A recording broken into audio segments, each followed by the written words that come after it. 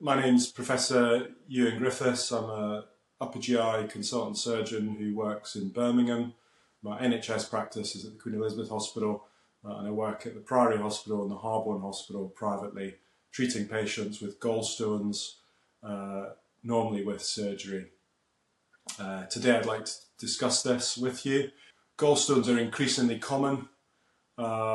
It's when stones form in the gallbladder, usually due to high amounts of fat or cholesterol in the bile, which drains from the liver, and over time this forms stones. It's common in patients who are female due to the estrogens, and they have a higher risk of gallstones, and it's more common in patients who've lost a lot of weight. So we are seeing it more frequently in patients on the weight loss drugs such as Mounjaro who've lost a lot of weight. And patients with gallstones tend to get pain, usually in the right side of the upper abdomen, particularly after eating fatty meals or fatty foods. And usually this is short-lived due to the gallstone causing a blockage in the outlet of the gallbladder. And this causes quite intense pain, but it usually eases off and relaxes. If it's more severe than that and lasts for many hours or days, and it's associated with signs of infection such as a fever, this can be a cholecystitis, which is infection of the gallbladder, and patients often need to be admitted to hospital to get this treated with antibiotics or surgery. Luckily, most gallstone patients are asymptomatic, they don't have any symptoms, and these patients wouldn't necessarily require an operation.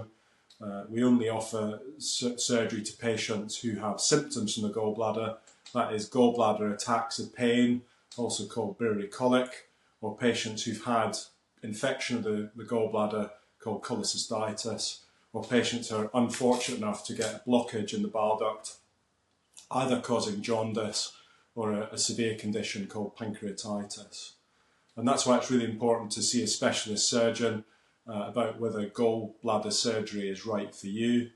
This will depend on specific risk factors in your medical history, whether you've had previous operations or previous surgery, what your current weight is, and what the symptoms that you're complaining of actually are.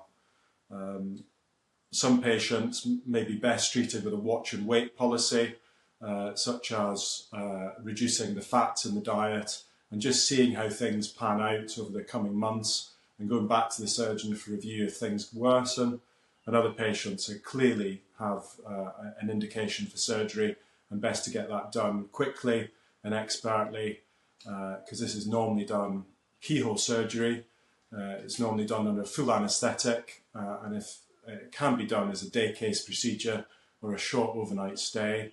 The surgeon goes in keyhole with a camera and uses small instruments to divide the small duct to the gallbladder and the artery, and removes the gallbladder from underneath the liver.